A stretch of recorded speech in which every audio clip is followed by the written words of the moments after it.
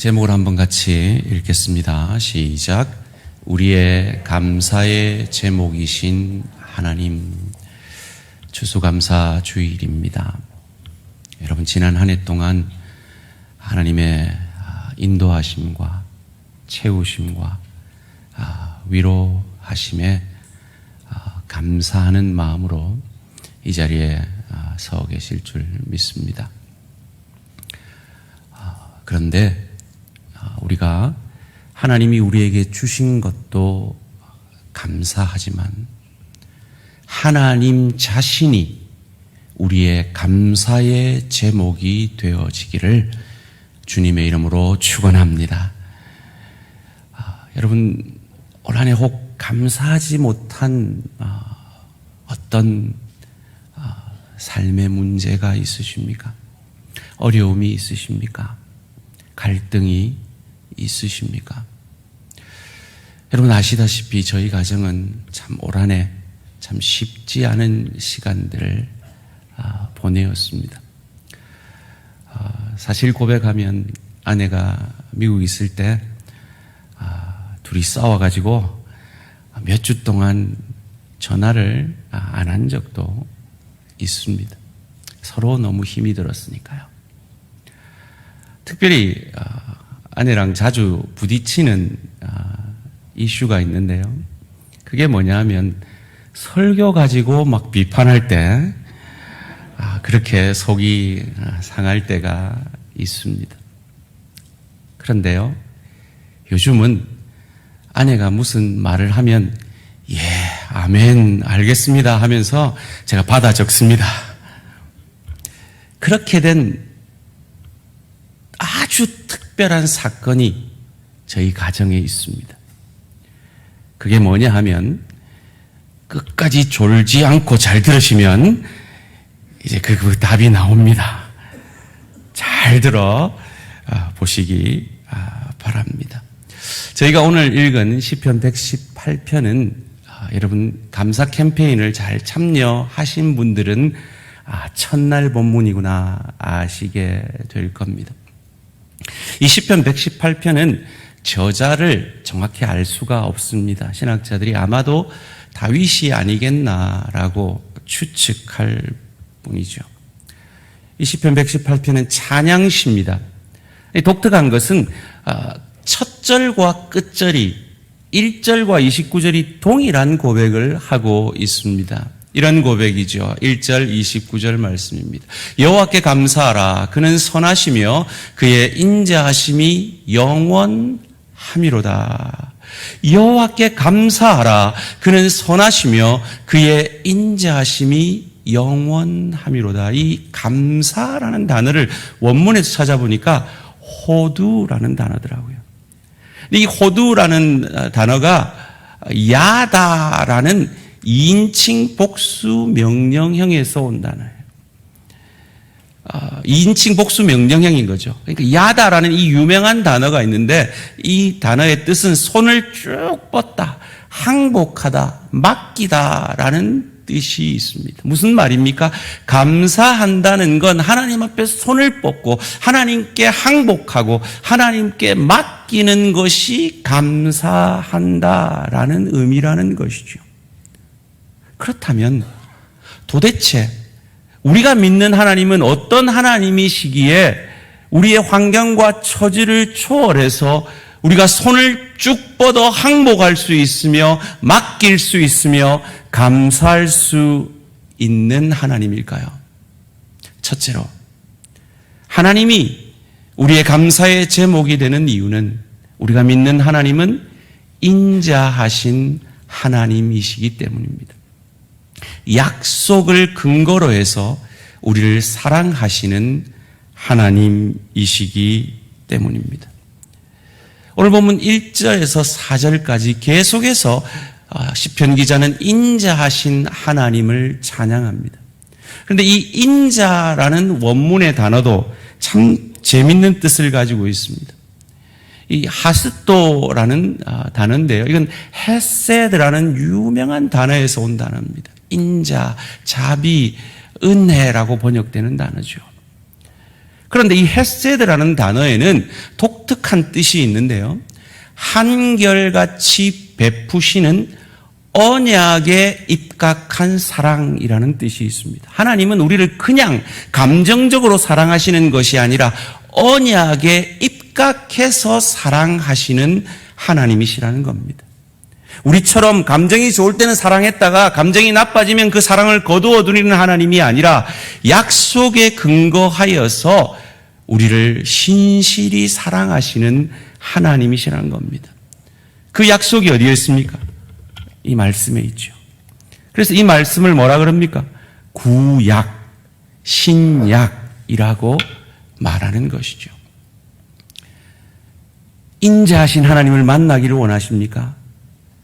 말씀 읽으시기를 주님의 이름으로 축원합니다. 인자하신 하나님을 만나기 원하십니까? 이번 화요일부터 시작되는 말씀의 잔치 대양가족의 삶에 등록하시기를 주님의 이름으로 축원합니다. 그 대양가족의 삶이 끝나면 내년 초에는 1:1 제3기 제자훈련이 시작됩니다. 그리고 말씀을 기초로 해서 피플 퍼즐 세미나가 4, 5월에 있을 예정이고요. 그리고는 저희는 또 말씀에 기초하여서 잘 자란 일꾼들을 안수 집사와 권사님들을 세우려고 합니다. 왜입니까? 왜 훈련받은 사람들이 일꾼이 되어야 합니까? 하나님은 우리를 약속대로 말씀대로 사랑하시는 하나님이시기 때문입니다. 그래서 우리가 하나님을 사랑한다 하면서 말씀을 외면할 수는 없는 겁니다. 하나님을 사랑한다 하면서 훈련을 외면할 수 없는 것입니다. 약속대로 말씀대로 우리를 사랑하시는 그 인자하신 하나님의 사랑을 더 깊이 깨닫기 원하여 말씀 속으로 훈련 속으로 깊이 나아오시는 우리 모든 대한가족들 되어지시기를 주님의 이름으로 축원합니다. 시편 기자는 그 하나님의 약속의 말씀을 의지하여 어떤 하나님을 만났을까요? 두 번째로 하나님 자신이 우리의 감사의 제목이 되시는 이유는 하나님은 그 약속을 근거하여서 우리를 구원하시는 구원의 하나님이시기 때문입니다. 구약은 오실 메시아, 구원자에 대한 약속의 말씀입니다. 그리고 신약은 하나님이 신실하셔서 그 신실하신 하나님이 그 약속대로 예수님을 그리스도로 구원자로 이 땅에 보내셨고 그분이 승천하신 모습 그대로 다시 오실 것임을 약속하고 있는 책이 신약의 말씀이죠. 그 약속대로 하나님은 예수 그리스도를 통해 우리를 구원해 주셨습니다. 그래서 시편 기자는 오늘 본문 14절에서 이렇게 고백합니다. 여호와는 나의 능력과 찬양이시요 나의 구원이 되셨도다. 여기서 이 구원이라는 원문은 야샤라는 단어입니다.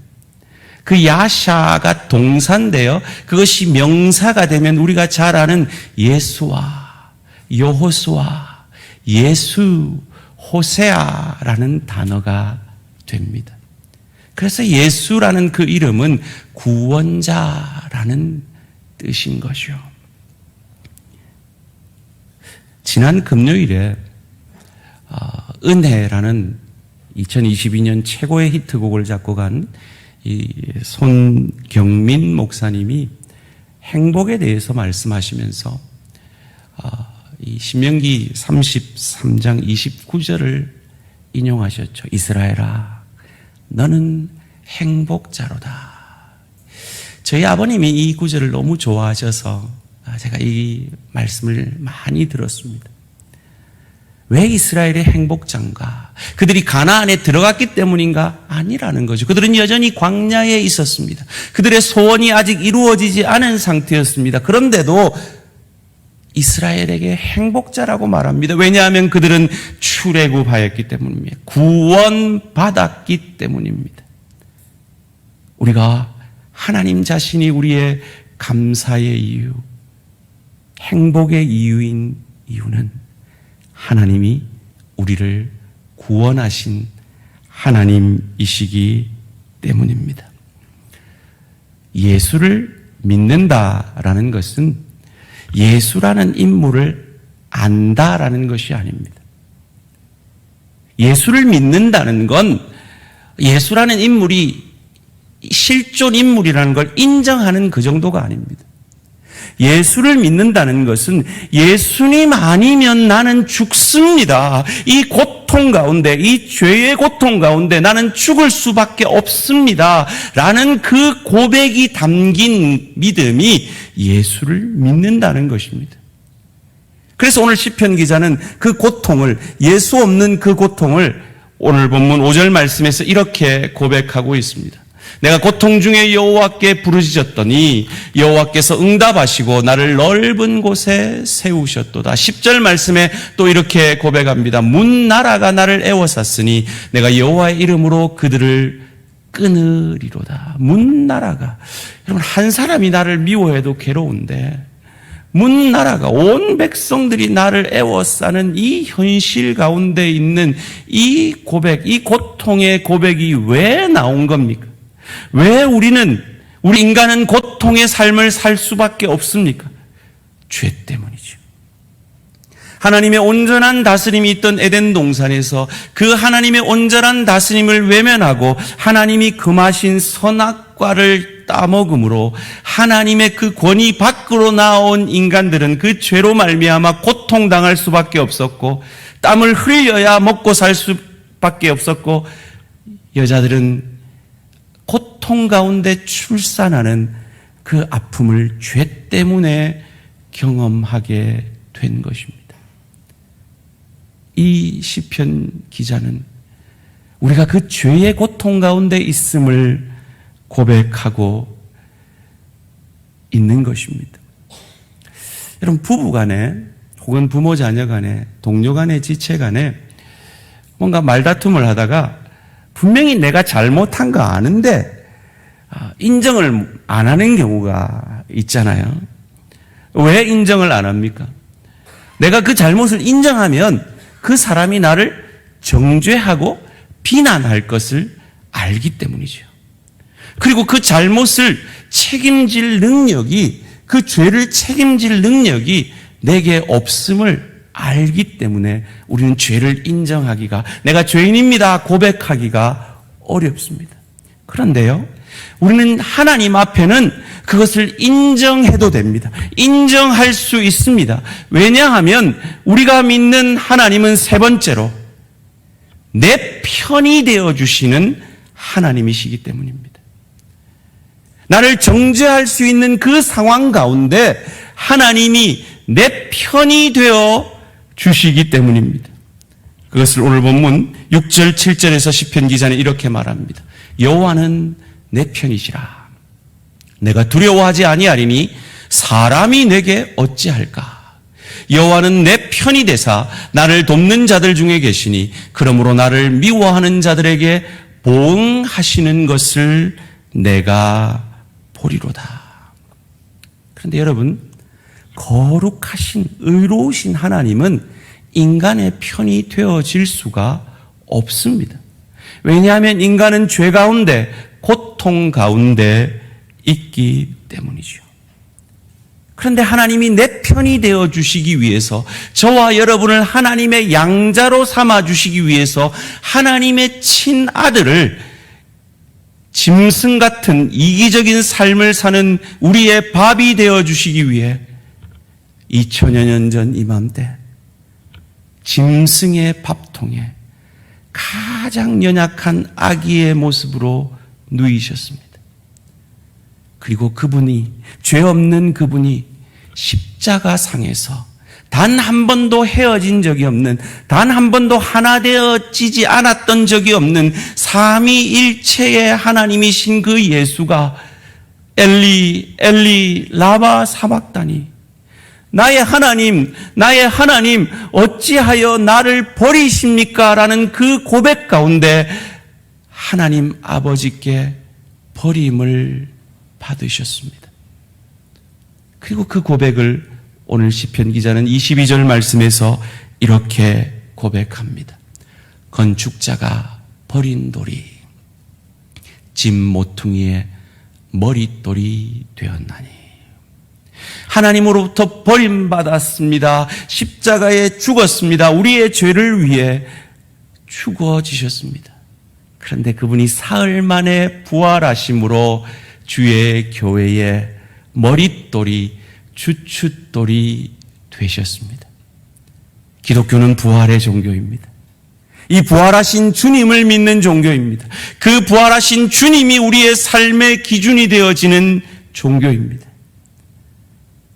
왜 예수님께서 우리의 부활의 주춧돌이, 모퉁이돌이 되어지셨습니까?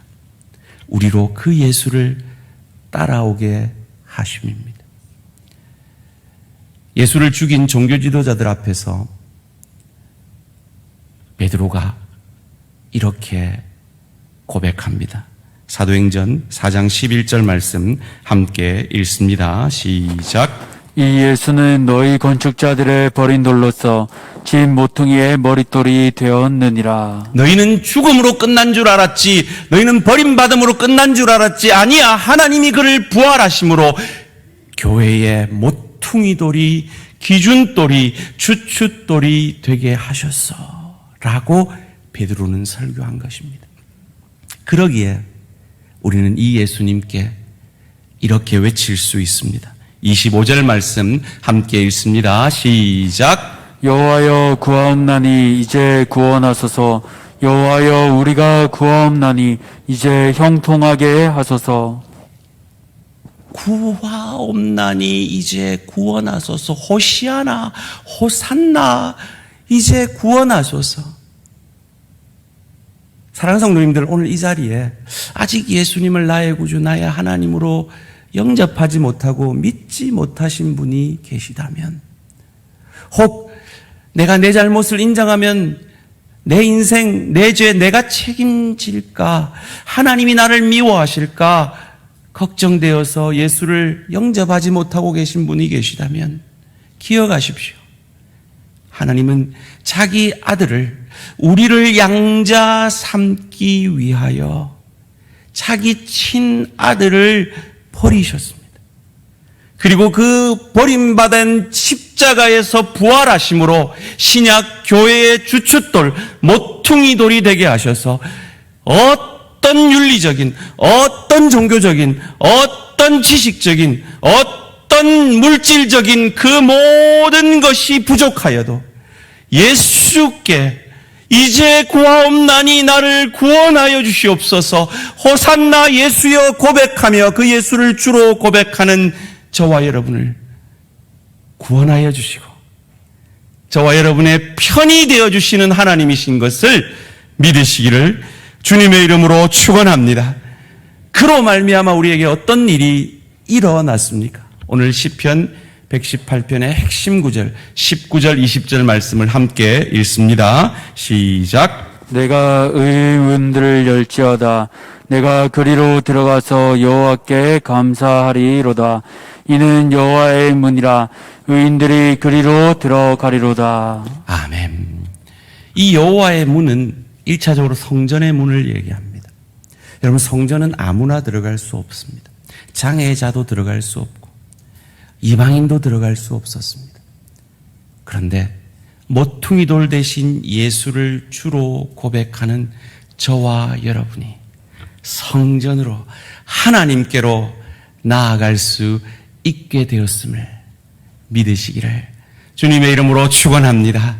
내가 곧 길이요 진리요 생명이니 나로 말미암지 않고는 아버지께로 올 자가 없느니라. 다른 말로 하면 나로 말미암은 자는 아무리 부족해도, 아무리 연약해도, 아무리 못나도, 아무리 죄가 많아도 하나님 아버지께 예수를 주로 고백한 의인이신 예수의 의가 내게 증가되어 내가 의인되어 하나님의 성전으로 천국 백성 되어지는 천국의 문으로 나아갈 수 있게 되었음을 오늘 시편 기자는 믿음으로 고백하고 있는 것입니다.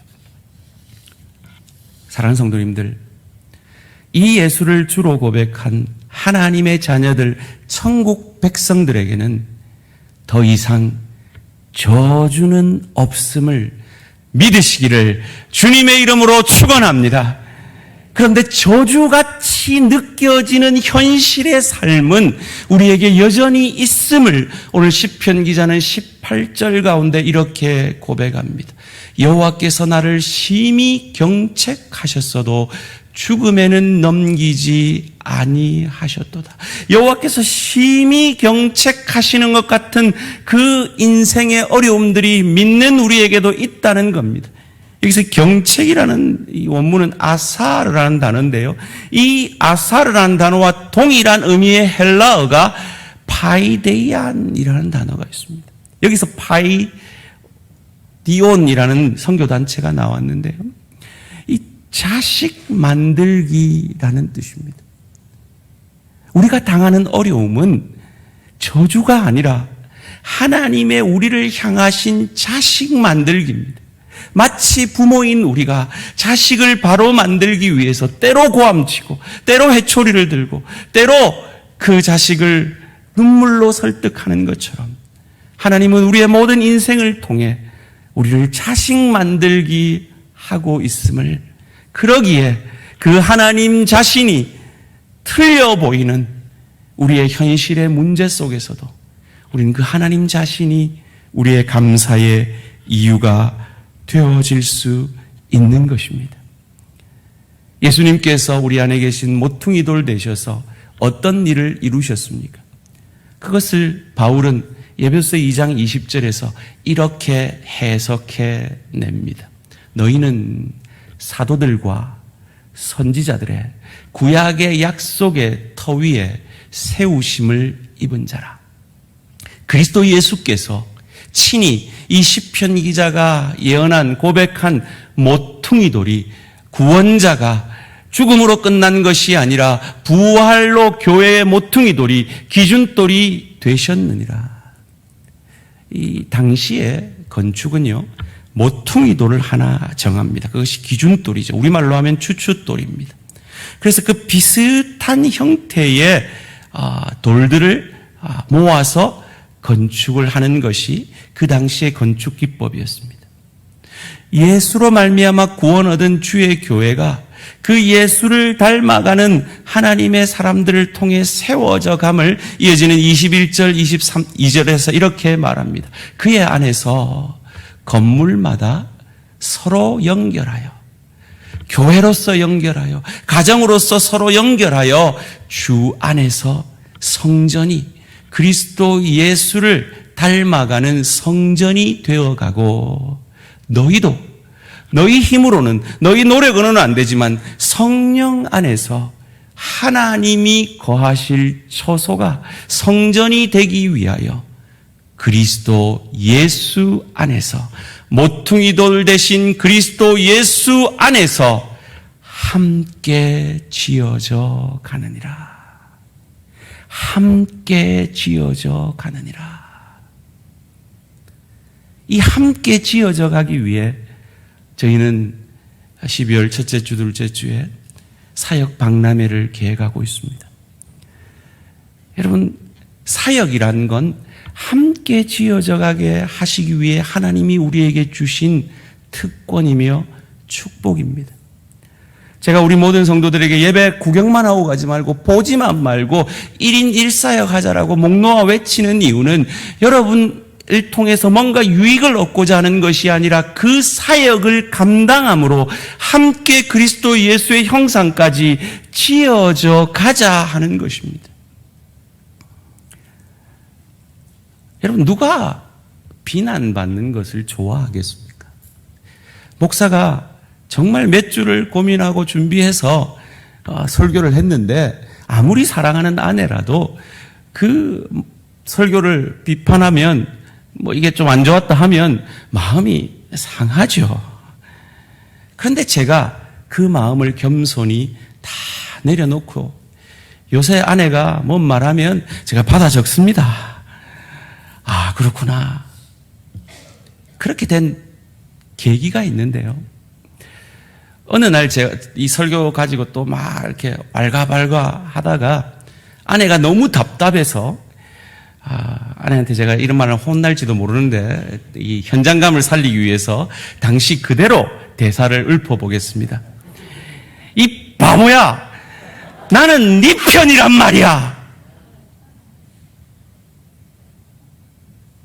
저희 아내가 저보다 3살 많은 누나라 평소에는 저를 존중하는데 가끔씩 너무 답답하면 이렇게 과격하게 얘기를 할 때가 있습니다. 그런데 그 말에 제가 뒤통수를 맞은 것 같았어요.